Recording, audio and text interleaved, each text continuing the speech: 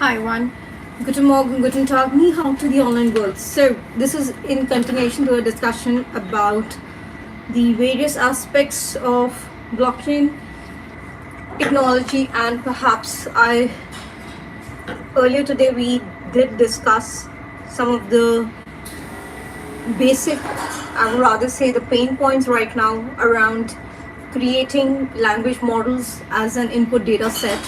And to understand and appreciate the input data, it is very important that the language should be understood if we are working for the masses on a global scale.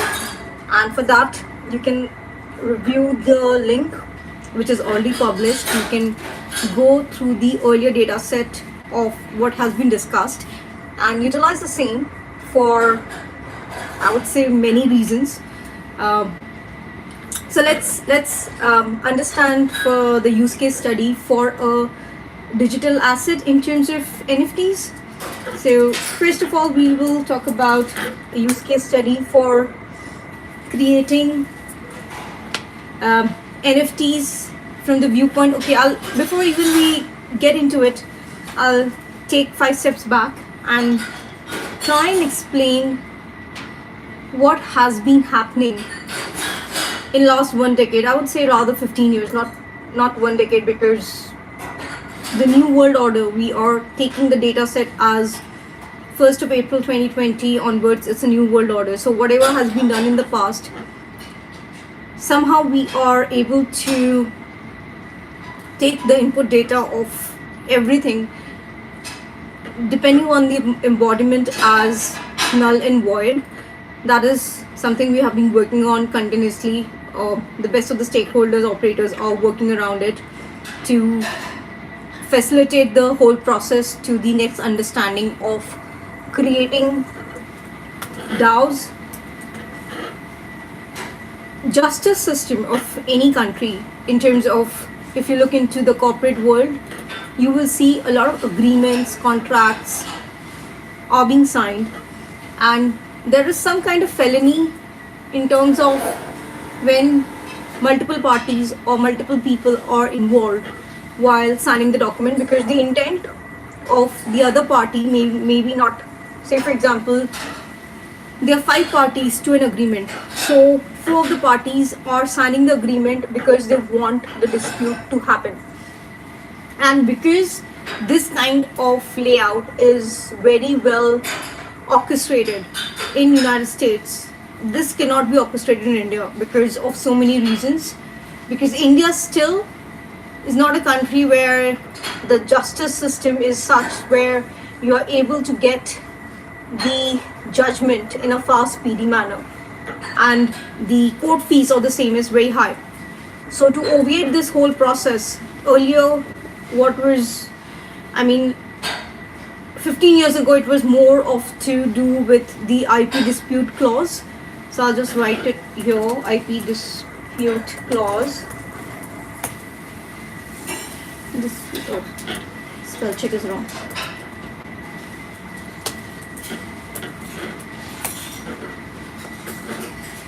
Has to be clause.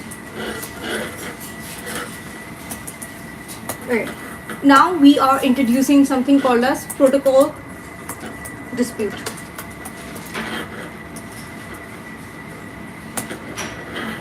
There are a lot of inventions which have been filed globally stating that it is solving some kind of problem, but the problem statement doesn't even exist.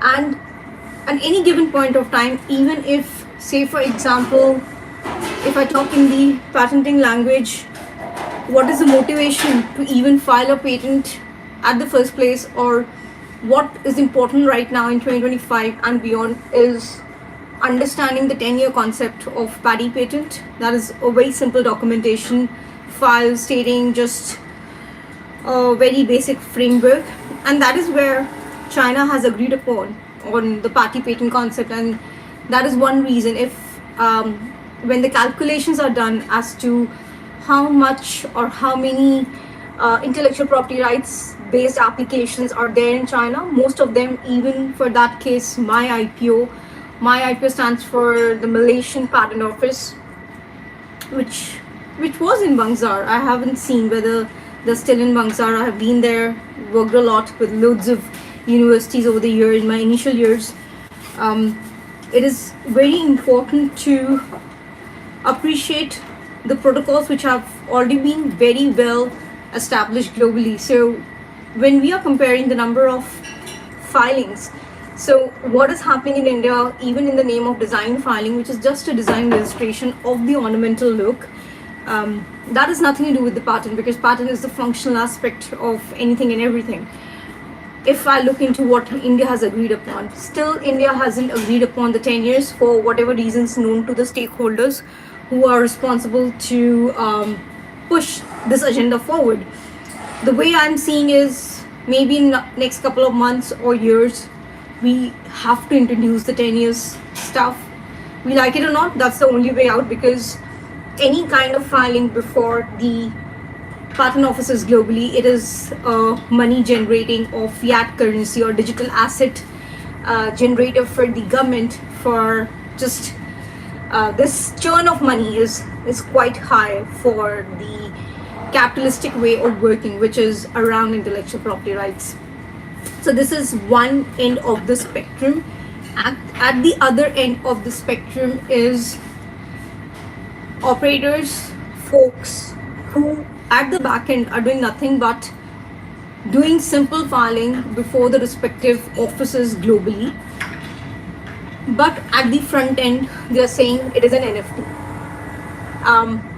NFT is supposed to be non-fungible tokens, but the understanding of non-fungible tokens is not understood by many folks. However, what is important is how we create the use case studies for not only 5G, 6G and 6G use case studies. Most of them, whether 6G, 7G or 8G, would be coming from India, because the generative technology is being developed and the use case studies which have already been circulated in the circle is much more than the other countries, and that is how India is a developed country. We are already seeing the free trade agreement between India and United Kingdom, and perhaps I have worked with a lot of cases before UK IPO. So UK IPO is United Kingdom Patent Office, and even I have represented clients as McKinsey friend before UK. I haven't taken the barrister exam as such, but I understand how law should be deployed when the facts are right, because when the facts are right, it's very easy to obviate the storyline created by the other parties, and that is how DAOs are going to play and are playing a very pivotal role in 2025 and beyond, particularly from the standpoint view of solving problems for the corporate sector. There are a lot of white collar crimes, and these white collar crimes are basically the reason why some companies are not able to do well, because they have their own agenda items with them. Companies who CFOs, CSOs and whatnot, they want their bloodline to be the next generating machine in the corporate world, but that doesn't work because there are simplified timelines for loads of protocols, and in the early years there were a lot of inquiries around. People wanted to understand what copyright is all about. So there are companies globally, whether they are working as LLP, LLCs or whatever the capacity building they are under. In very simple words, what they're doing is they're having something in the public ledger which is just simple coding. I'm not getting the language or what can be coded or what cannot be coded. At the back end, they are doing nothing but filing those applications as copyright applications with the respective offices. So if the government fees of these applications, copyright is not that costly in terms of the government fees. There is a reasonable costing around the patenting of technologies. However, because in most of the cases, even if as a builder, you are framing the building block the way you want it, there are instances where the patent examiners on a global scale, they are of the opinion, oh, deduct this line, this cannot be included. So that itself is not solving the purpose of the tech part. And since the tech is evolving on a 24-hour basis or 25 hours, whatever timeline we're talking about, intentionally, with fact and real data, it is impossible to just go through the process of getting a fast PD patent, because that's not going to solve the problem of having a patent, defending a patent, and getting into the trolling process, where maybe that is one way of earning in United States. That business model cannot be replicated in India. I'm pretty sure about it, because I have seen the work of different stature.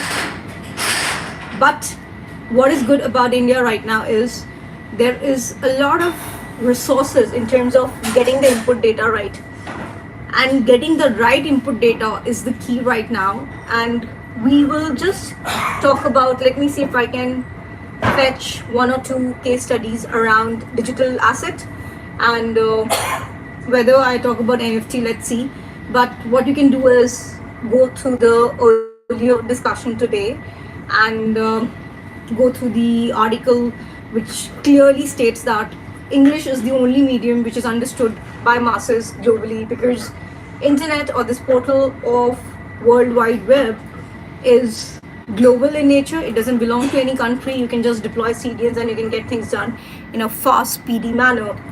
And the orchestration and the leverage is only for the English language. You need to have command over English, because that makes you understand a lot of things in terms of the policies, in terms of whatever is written. There are so many papers published by different government authorities which makes no sense altogether. It's just jumbo numbers, and these papers have no value when the discussion is happening. And if somebody as a journalist has to sit with the printouts and try and understand the question, and the question framework is like no homework is done in terms of identifying and reading the sentences, because the sentences itself is jumbo number. So when I say jumbo number here, it means is at one end of the spectrum it's saying one thing, at the other end of the spectrum it is saying the same thing. So when you stitch the sentence, which is just stitching of words, and it's making no sense whatsoever, because that kind of embodiment honestly is next to impossible to achieve in the shortest possible time. And when you're using communication network or the protocols to achieve the pain points, whichever way you are solving it, it is very important to understand that digital assets is going to play a very pivotal role. I've seen Coinbase just tying up with the Indian counterparts and others. That is one way of doing business, but there are other ways of doing business as far as blockchain is concerned, because blockchain understanding is much more than just running exchanges and having the cybersecurity parameters in place, and people are just pumping the fiat currencies. This more of a trading 24/7, and you have these bull run and whatnot. So all these terminologies were applicable before 1st of April 2020.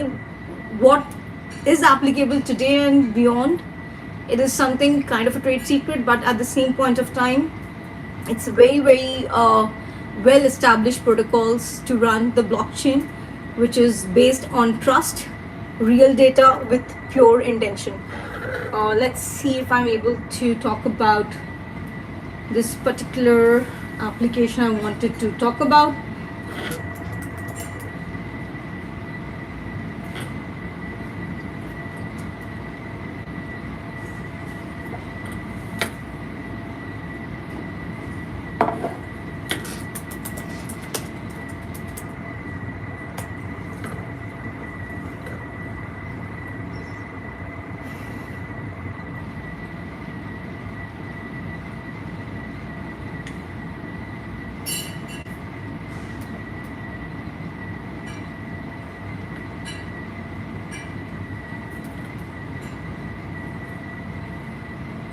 Okay, so I would be walking you through a application which was,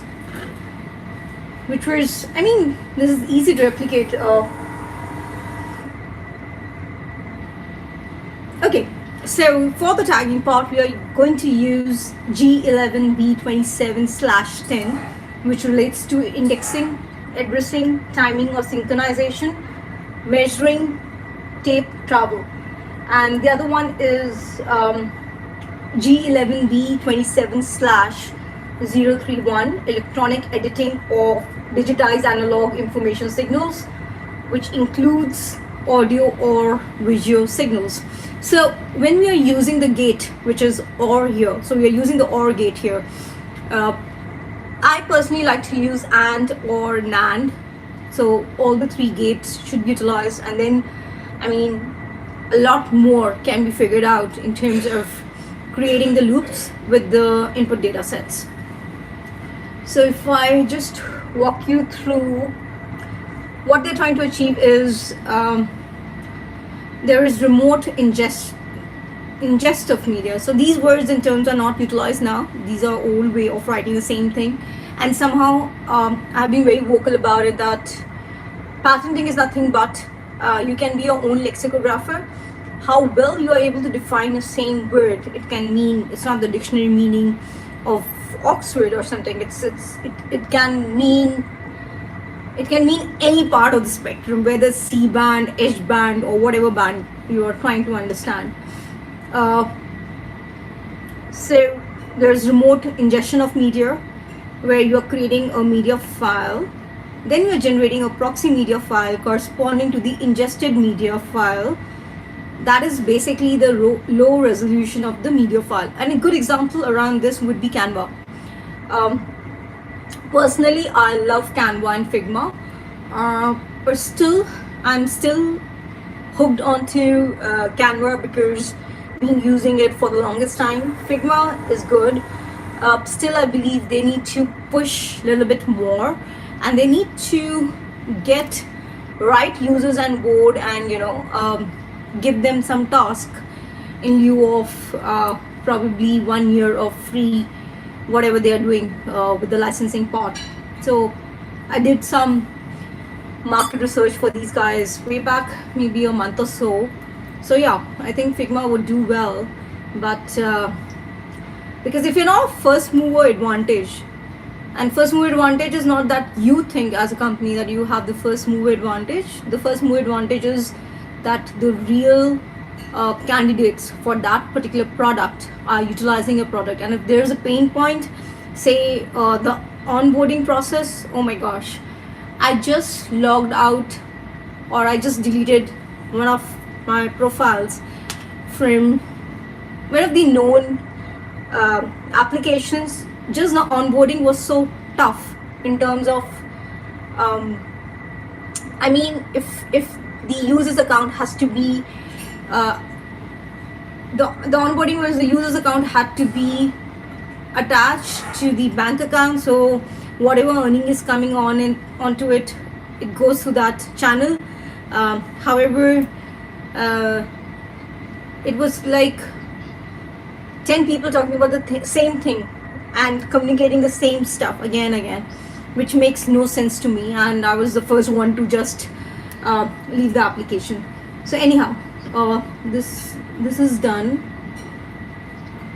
We talk about, okay, we are generating proxy media file, then we provide proxy file to editing application for editorial control of the media file. The next is okay, I can just rotate it. Okay, so the next one is we have a platform which includes syndication, includes your wireless network, TV network, broadband, ISP network. So syndication itself has been bifurcated into Trinity. Then we have a proxy editor server, shared repository, which is nothing but a database. And the database itself has different servers: media server, application server, object storage. Then we have workflow system. I won't say it's a workflow system, it's a workflow module. which includes a workflow module, which is nothing but the flow charts and the flow diagrams. Then we have resource servers. Video servers are there. Video servers includes media archive, live feed, digital feed, and oh, my favorite, communication network. It includes proxy editor player, and we have remote video. So, okay, done with this. Then we have, how does it work? Okay, how do you obtain data? Data can be obtained by ingestion, upload files in a folder. Then you go to the editing tools, which includes render, edit projects, add metadata, transcode, review and approve, and voila, you deliver it. After this, we have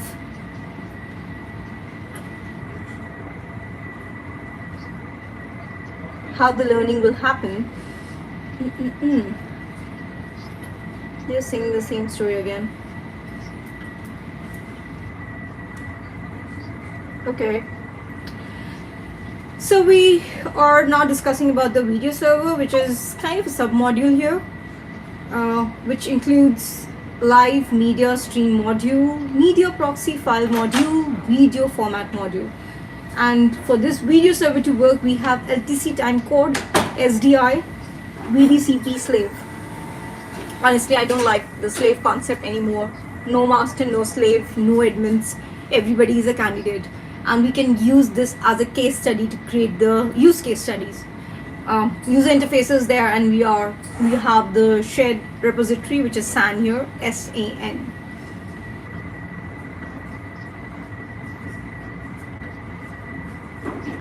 Okay, so when we're talking about a virtual manager, what is a virtual manager supposed to do? Have original content, that is, have the real data with pure intention, and then we have third-party content. And third-party content, it can be to nth. And that being said, you are receiving the video signals, record and encode the video signals, generate a first index file during the recording step, update first index file during encoding process, and determine whether the encoding is complete. If it is a yes, you generate a second index file. If it is a no, you are updating the first index file during the encoding process, and there's a start and a stop in this particular case. Next we have cookies. So in the cookies part, it's basically we have non-sequential compressed video file catch, decompress faint catch, and there's catching threads and stuff, shared repository, which is SAN, and we have asynchronous proactive thread. And if I have to talk about this, still I believe LAN is going to play a very pivotal role in 2025 and beyond. So central repository, what are we trying to do? Media, okay, so let's see what we are trying to accomplish if we deploy this as a use case study.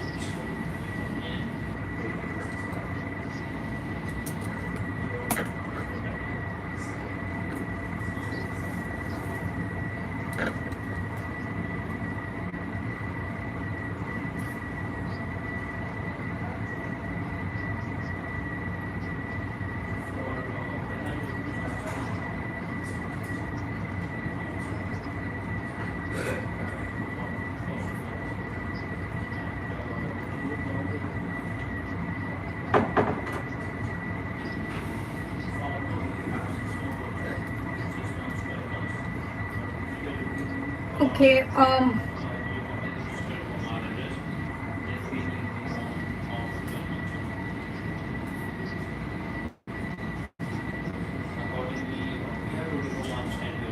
we already talked about it, where we were talking about turning the transmitter network into an edge CDN, and we are able to monetize first party data and create a tools and become a wholesale pipe for any of these applications. I'm not talking about the applications as such, but it can be utilized. Okay, let's just deep dive. Uh, so there's something called as GOP, which is group of pictures. So I'll just talk about the main stuff. Rest we can perhaps take it up some other day.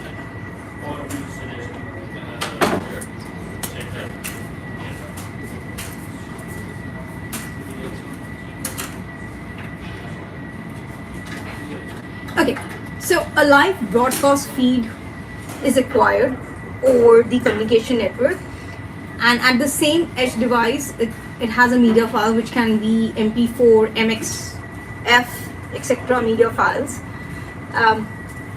So while the file is still growing, you can push it byte range, or you just chuck it to a remote central repository.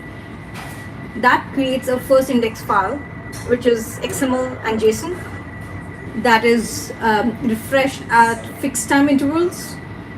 For example, it can be 1 second also, and that already reflects any editorial decisions, in and out, markers, color collections applied by a first editor. Letting a second editor work concurrently on either growing the master, which I'm not very confident on, rather than the master-slave concept. We should just concentrate on the aspect of everybody being an admin for the core to work properly, and we can leverage on that and create use case studies and orchestrate use case studies around that. So the second editor is taken as concurrently either as a growing master or a lightweight proxy, less than 10% bit rate and less than 1% resolution, using the same first index file as the single source of truth or fact. Let's take it as fact. Truth is too far stretched in the spectrum world. Okay, then we have guaranteeing frame accurate access while the master is still being encoded in a long GOP. So that's group of pictures, structure which is based on H period 264/5, AV1, etc. by decoding only the required GOP pointed to by the index. No index that is updated during the capture plus simultaneously log GOP decode is not covered. Okay, let's talk about the novelty aspect here. Is it's kind of edit while capture, which is old way of doing things, and